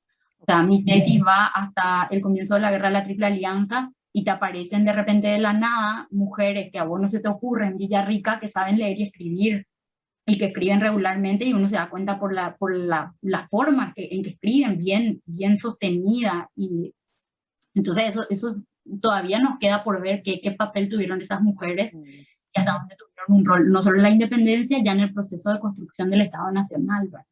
Entonces, o inclusive yendo a mujeres de la élite, no necesariamente intelectuales, pero Juana Paula Carrillo y Purísima de Bermejo, todavía estamos ahí en la incógnita hasta dónde ellas realmente tuvieron una influencia en la construcción de la sociedad paraguaya, del proyecto modernizador de Carlos Antonio López. O sea, hay miles de preguntas. Para mí está todo por saberse en ese sentido.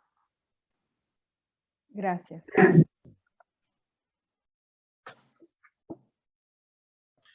¿Alguien más desea participar?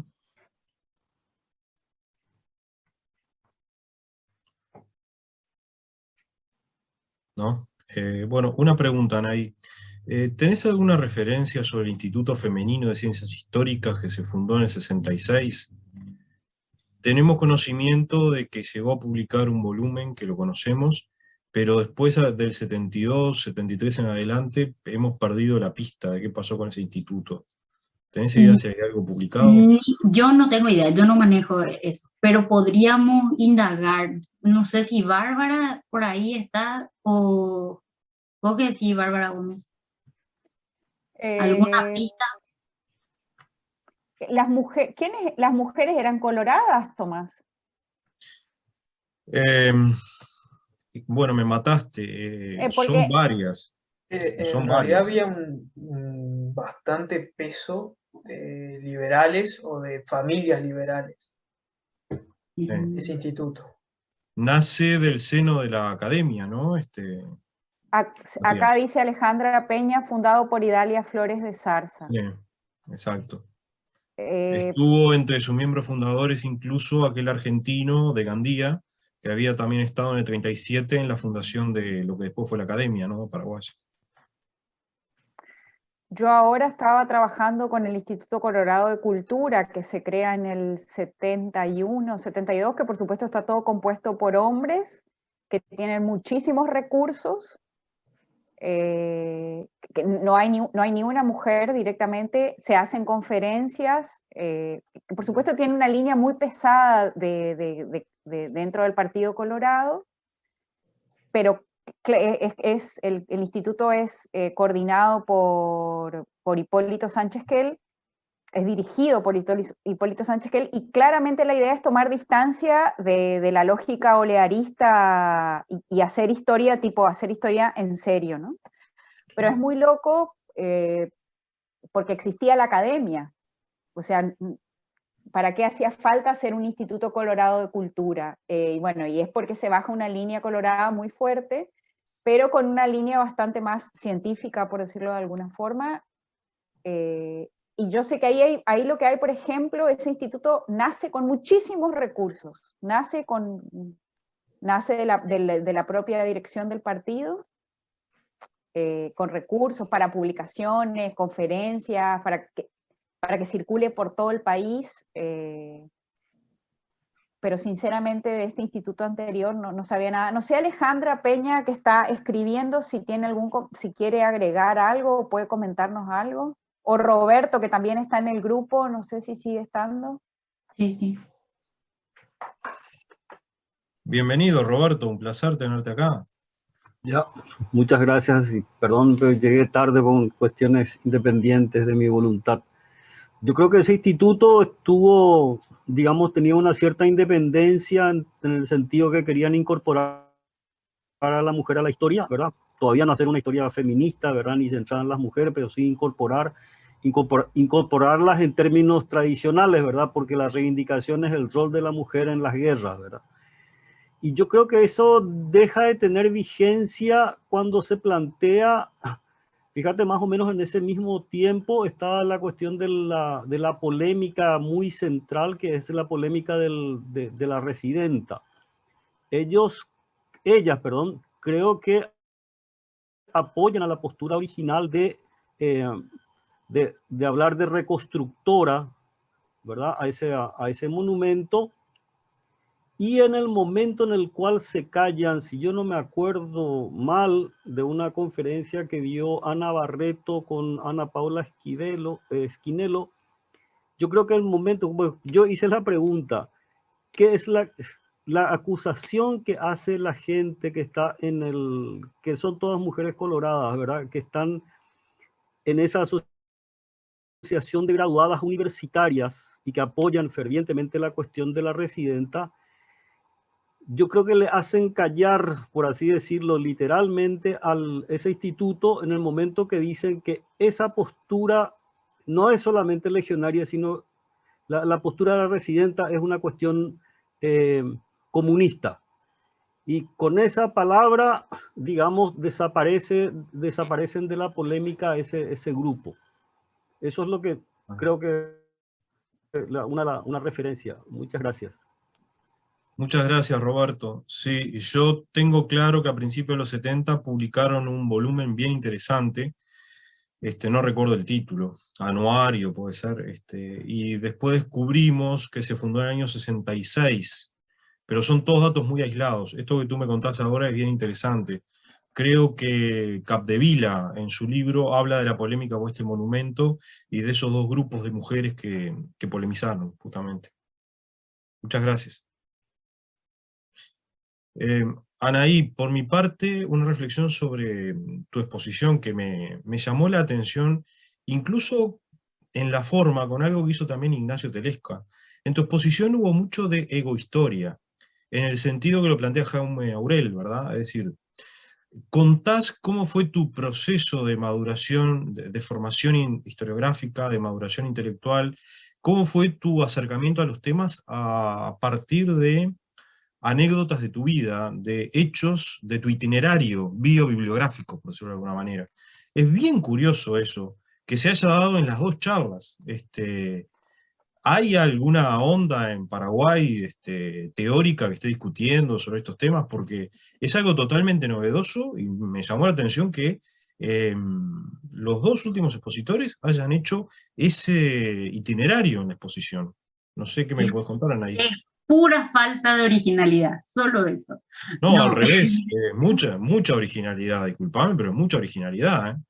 No, yo cuando se trata, y hoy me porté un poco mejor, pero cuando se trata de historia de la mujer, para mí es necesario posicionarse, ¿verdad? Entonces, porque quieras o no, es más, cuando a mí me tocaba dar el seminario de género, Tomás, yo empezaba la clase explicándoles a los chicos quién era mi papá, quién era mi mamá y cómo yo me crié, porque porque eso para mí sí tuvo una marca súper fuerte en cómo yo me acerco a estos estudios.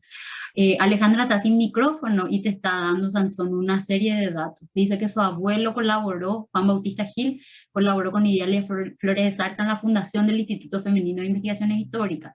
Ella vio las actas los borradores de acta fundacional. Ella es una investigadora muy buena en fuentes primarias, Tomás, Alejandra Qué Peña. bueno, perfecto. Entonces, ese es un vínculo que les puede servir mucho porque ella conoce archivos públicos y privados muy buenos y les puede dar. A mí me salvó varias veces, por eso yo fui así súper cara dura y le envié la invitación y le dije, entra para corregirme en las cosas que no me dé. Entonces, yo creo que con ella por ahí encuentran pistas de archivos que inclusive yo no tengo datos. Pero por ahí viene, en el caso de Historia de la Mujer, por ahí si hablábamos de independencia, yo iba a portarme mejor, porque ahí no hay tanto un vínculo afectivo. Pero en el tema de Historia de la Mujer, tengo que ser sincera y entrar por ese lado, ¿verdad? Porque es un proceso que va muy vinculado. Y me porté re bien, tampoco te conté que tengo un hijo de 2 años, tampoco te conté cómo se vinculó mi matrimonio con el proyecto de Más que Gloriosa. Me porté re bien, la verdad. No, acá valoramos que se porten mal. Así que... No, pero ¿sabés que me llamó muchísimo la atención? Es un enfoque de egohistoria. No es nada común, ¿eh? O es un enfoque bien novedoso. Bárbaro. Bueno, muy Podría bien. llamarse también trayectoria de investigación, no egohistoria, ¿no? A mí me gusta más trayectoria de investigación. Tenía que hablar la ciencia auxiliar de la historia. Egohistoria no es un calificativo, es un enfoque metodológico. No, pero a mí me gusta más trayectorias de investigación, o sea, Bien, bien. mi Estás tesis de escarbando maestría ahí, es sobre trayectorias estás de haciendo investigación. una así que arqueología bueno. del saber, Sandra, muy bien. Sí, sí, estoy escarbando. Bueno, No soy Foucault, no soy Foucault. No sos Indiana Jones. Bárbara quiere decir algo. Me atrevo a hacer un comentario que con relación tanto a la exposición de Ignacio como a la exposición de Anaí, que tuve la suerte de escuchar ambas, y otras exposiciones anteriores. Me parece que habla también un poco de lo particular que es la formación de ser historiador acá en Paraguay, ¿no? De los recorridos tan individuales, porque no hay o sea, hay mucha gente que escribe historia, pero no todo el mundo escribe historia profesional y el ejercicio de trabajar como historiador es bastante complicado también. Entonces, es como, son sumatorias de, yo no sé si uno puede hablar de una masa de comportamientos, de que cuando Anaí se recibió, si todos los compañeros de Anaí también, por ejemplo, si cuántos compañeros tuvo y si todos estos compañeros se pudieron dedicar a hacer investigación histórica propiamente, ¿sí? Probablemente la cantidad de compañeros que se dedican a hacer eso se cuenten con los dedos de una sola mano. Entonces me parece que eso también habla un poco del ejercicio de la historia en general en el país, es esa necesidad de contextualizar ese recorrido personal para poder comprender a dónde se llegó, ¿no?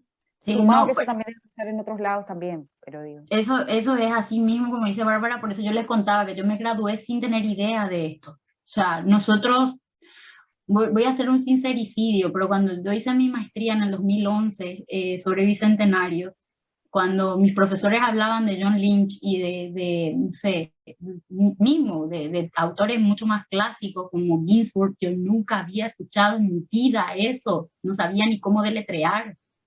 Entonces, porque como les dije al comienzo, cuando yo les hablaba de que nuestra formación va volcada en la Universidad Nacional de Asunción al profesorado y no tanto a la investigación, eso tiene que ver con cómo se concibió el programa. El programa era 4 años de profesorado y después para obtener la licenciatura, y después, si querías, hacías los años extra del doctorado. Y cuando se cambió, se reformó eso, nunca se trajeron las materias de investigación para el grado y quedaron para una maestría que no se abre desde el 2010, creo.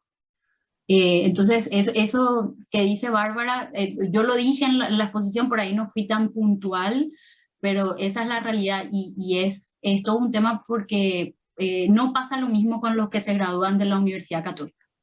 Pero como bien dice Bárbara, nosotros ingresamos 60 a la licenciatura en Historia, terminamos 12 y nos dedicamos a hacer investigación solo yo. Entonces, esos recorridos son, y siempre digo que yo tuve el privilegio de encontrarme con gente como Ignacio, como Erip, que me dieron así, no me dieron nunca palmaditas en el hombro, siempre me tiraron la oreja, pero que era necesario, porque mis otros compañeros no tuvieron ese privilegio, y siempre digo que yo no era la más talentosa del grupo. O sea, que hay gente que se quedó por el camino y que era mucho más talentosa que yo. Entonces, eso que dice Bárbara es así mismo, es real. Yo quiero agregar, yo pienso que si nosotros, pasándonos más el discurso a otras ciencias históricas, si habláramos de arqueología en Paraguay pasaría exactamente lo mismo, porque se trata justamente de contar sobre, de construir una ciencia sobre caminos que se van andando todavía, ¿verdad? Entonces creo que pasaría exactamente lo mismo.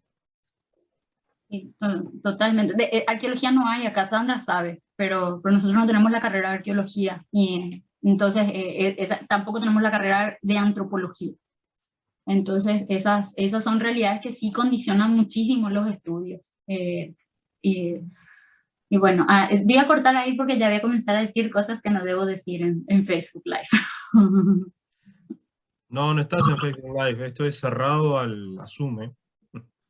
Pero Matías me está grabando. Ah, no, de eso hablamos después. Esto lo subimos si tú lo autorizás nada más. Rocío levantó la manito. Adelante, Rocío. A ver, ¿qué tal? Hola, ¿me escuchan? Perfecto. Sí. Nada, solo un par de comentarios. Yo soy de la zona de Ciudad del Este, formo parte de la colectiva Cuñapotú. Empaticé mucho con lo que comentabas, Anaí, sobre la dificultad, ¿no?, de levantar esta bandera, ya sea en la ciencia, en la política, en las distintas áreas. Es muy complicado. Nosotros somos la única colectiva abiertamente feminista en la zona y tenemos muchísimas dificultades para colocar nuestras demandas políticas.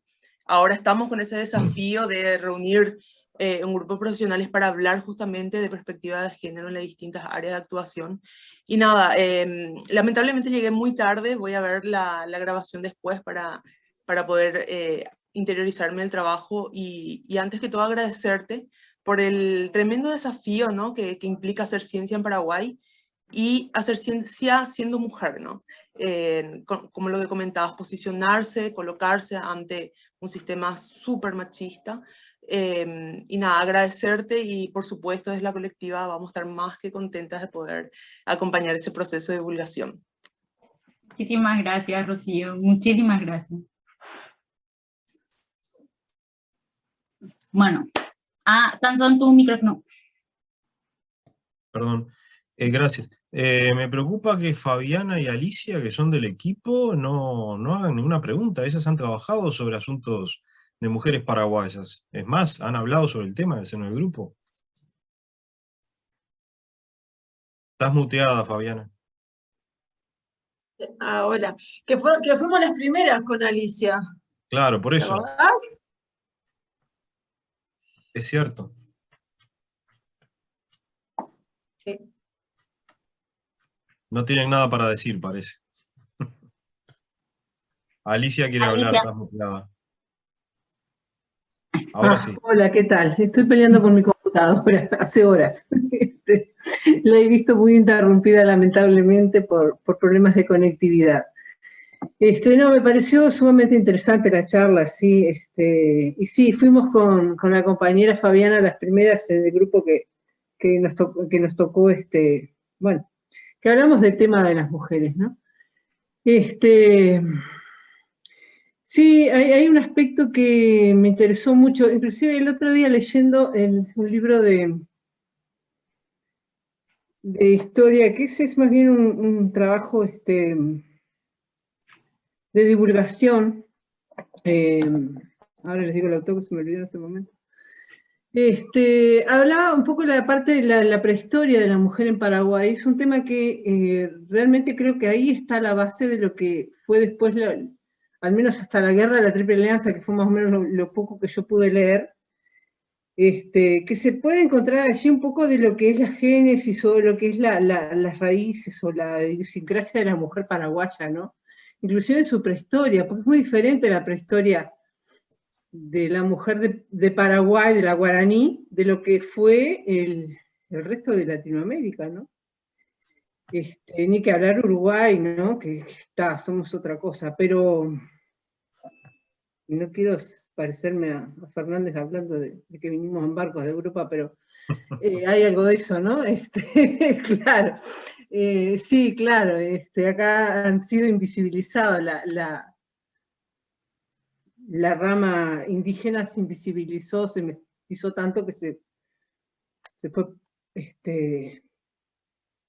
haciendo cada vez menos visible y más escondidas. Nos tenemos que mirar las espaldas de los niños para ver si hay algún rastro indígena, ¿no? Cuando nacen, en Uruguay estamos así en eso. Entonces, hay un tema que fue de un protagonismo impresionante la mujer en Paraguay, ¿no? Inclusive hasta en el periodo de la conquista, el hecho de que la mujer fuera utilizada como una moneda de cambio, se la utilizó para las alianzas que se hacían, y bueno, y siempre llevó la carga de la agricultura, de la crianza, del sostenimiento del varón, ¿no? Y la mujer del paraíso de Mahoma es increíble, y es increíble que justamente ese machismo del cual hablaban, sea el que sigue invisibilizándola, ¿no? Y esas características de la mujer creo que siguen hoy tal cual, sosteniendo toda esa cultura, ¿no? Y que eso no aparece, o sea, sigue siendo invisible, y es la que sigue manteniendo la cultura, y sobre todo si nos basamos en el tema del idioma, ¿no? El guaraní me parece una cosa fantástica, y que se siga peleando. ¿Quiénes son los que siguen peleando por el mantenimiento de una lengua? ¿Quiénes son los que la siguen enseñando? Me parece que sí, que es muy rico en ese aspecto. Y bueno, el hecho de que acá venga alguien a decirnos de que hay todo un campo para investigar, me parece que es sumamente alentador. Y me pareció muy, muy interesante el trabajo, ¿no? Bueno, era eso nada más lo que quería, un poco, una opinión personal, ¿no? Pero sí. Hay un texto de Godoy Ciogás que está en el PowerPoint, que es justamente ella trata de explorar como un vínculo entre las guaraníes y las campesinas. Sí. Y también Gloria Scapini, que es antropóloga, hace como una exploración de cuáles podrían ser las formas de sometimientos estructurales que se mantienen. Yo tengo mis dudas de si se puede hacer una lectura de ese tipo con toda la deculturación que ocurre. No sé qué Mirta opina de eso, que ella sí trabaja bien prehistoria, yo de prehistoria de oído toco. Sí. ¿Puedo hacer un comentario acerca de la prehistoria específicamente? Sí.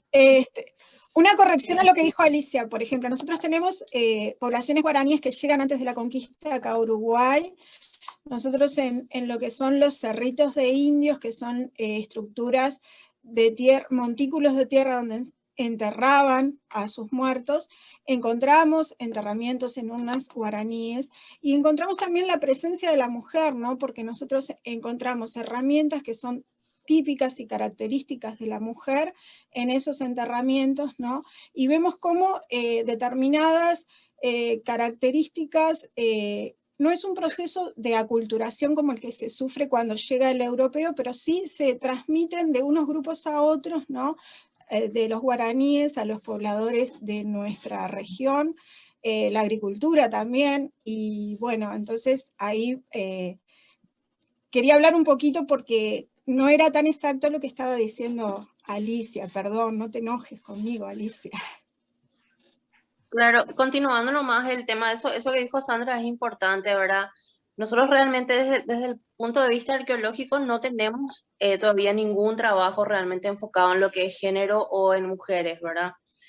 Desde el punto de vista antropológico, sí, Susnik lo aborda, Branislava Susnik lo aborda en varios textos, ¿verdad? Pero que también es bastante interesante, ¿verdad? Además de la cuestión guaraní, que es la que siempre es visibilizada, yo creo que también hay que mencionar la cuestión de los chaqueños, por ejemplo.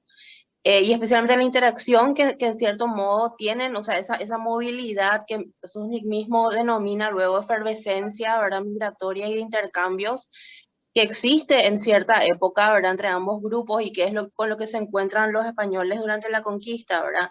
Y sí nosotros podemos ver, por ejemplo, en el análisis del material arqueológico, sí la persistencia de ciertas cuestiones indígenas, tanto guaraníes como de otros pueblos, en la cerámica popular del siglo XVIII, del siglo XIX, cuando se van adaptando formas, digamos, pero se mantienen ciertas decoraciones autóctonas, ¿verdad? Etcétera.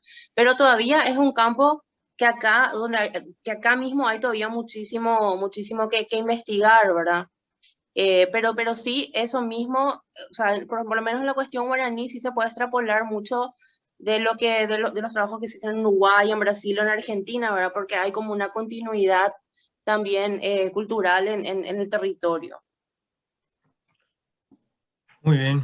Y otra cosa más, por ejemplo, tenemos el tema de cuando llega el conquistador, el español, ¿no? El europeo, porque algunos de los enterramientos en urnas que tenemos nosotros en la zona del este de nuestro país tienen cuentas venecianas de vidrio, entonces ahí podemos no solo datar de qué época es el enterramiento, sino bueno, el proceso ese de materiales que no son propios de la cultura guaraní, pero que están presentes en ese tipo de enterramientos, ¿no? Nosotros con un colega que Mirta también lo conoce. Acá ahí también tenemos metales.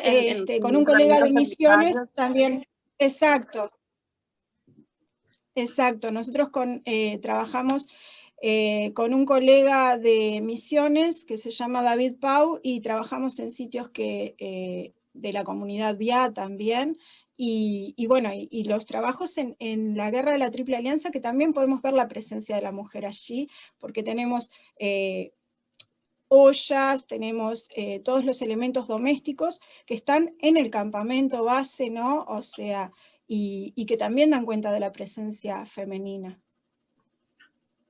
Y lo que yo quería decir nomás, que anoté acá cuando hablaba Alicia y después no dije, Alejandra Peña está trabajando mucho con el tema de divulgación también, porque acá, así como explicó Ignacio la semana pasada, de repente la mirada de lo guaranítico es una mirada muy mítica, tanto del hombre como de la mujer, ¿verdad? Me acuerdo que Mari llegó a hacer Mari Monte hizo una ponencia justamente sobre la mujer guaraní en la Academia Paraguaya de la Historia, no me acuerdo, allá por el 2012 por ahí, y ella justamente lo que quería poner en claro que la mujer guaraní para el pueblo no era una moneda de cambio, que ellos lo que querían era establecer alianzas y que eso no es una cuestión menor, que el hecho de que los conquistadores no lo hayan comprendido porque venían desde una concepción totalmente diferente de la mujer, es necesario para poder entender que esa mujer de la siguiente generación, que era la mestiza, no podía situarse ni en una ni en la otra cultura y lo que generaba. Y Alejandra Peña rescata en unos trabajos de divulgación muy lindos, en unos podcasts, otro elemento que hace mucho más complejo este escenario de la conquista y que también lo investiga Guillón, que es el tema de las mujeres que son rebeldes, o sea, las indígenas rebeldes. No toda, y por eso yo no estoy tan de acuerdo con esa lectura de que la campesina paraguaya es la natural heredera de la mujer guaraní,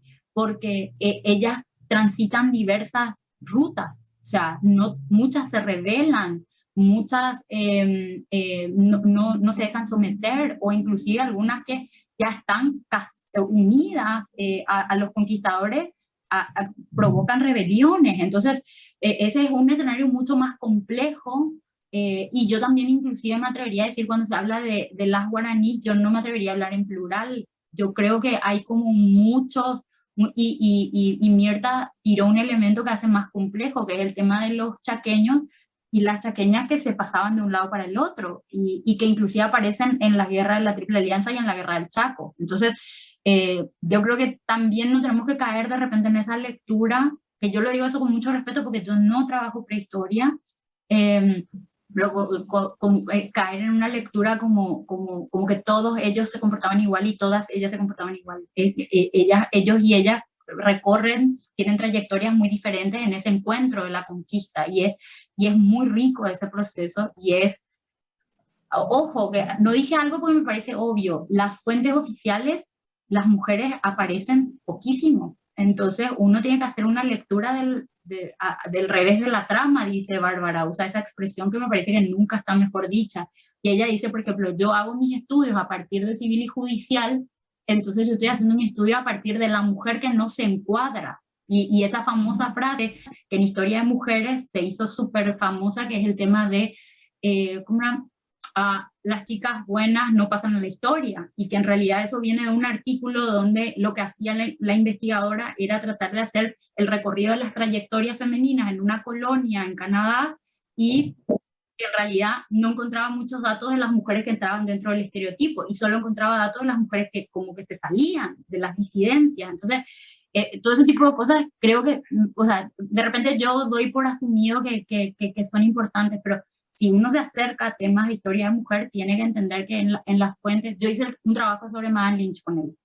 Madan Lynch no aparece en los registros oficiales, y es súper importante, pero no están en el diario, en los diarios de la época aparece 2 veces, en el Archivo Nacional de Asunción aparece 3 veces, y no hay, es invisible, y era Madan Lynch, imagínate las otras, la otra no existe. Juana Paula Carrillo, la esposa de don Carlos Antonio López, aparece de vez en cuando, de costadito, y lo que hablábamos con Bárbara Gómez sobre el tema de Juana María de Lara, da muchos lugares a inferir un montón de cosas porque no aparecen muchas referencias. O sea, Ana y Mari se dieron a la tarea de ir y transcribir su testamento para tratar de, a partir de eso, reconstruir quién era ella y qué familia tenía y dónde vivía, pero no tenemos como muchas fuentes para trabajar historia de mujeres. Y si son mujeres que llenan el estereotipo de su época y son de clases populares, esas son invisibles directamente, no existen.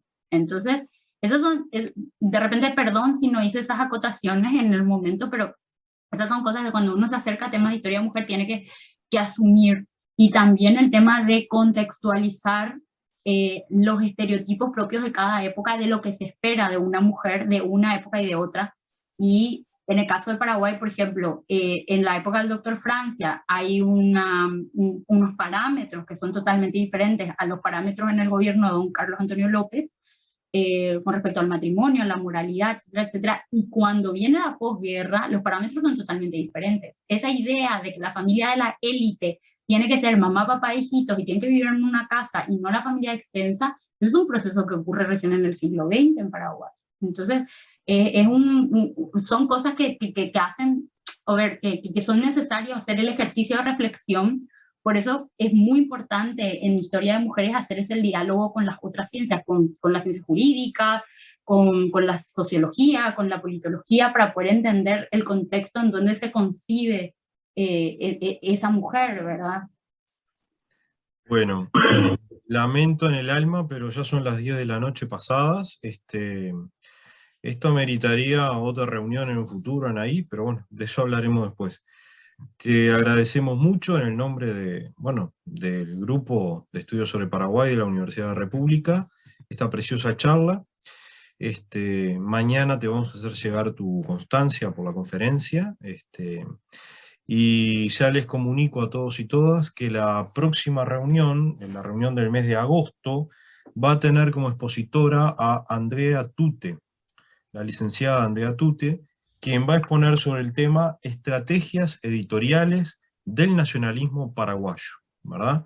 Un tema sumamente interesante, y bueno, Andrea creo que todos la conocen, propietaria con su marido de la editorial Tiempo de Historia, y bueno, ha hecho trabajos bien interesantes en esta cuestión. Bueno, formalmente damos por cerrada la reunión.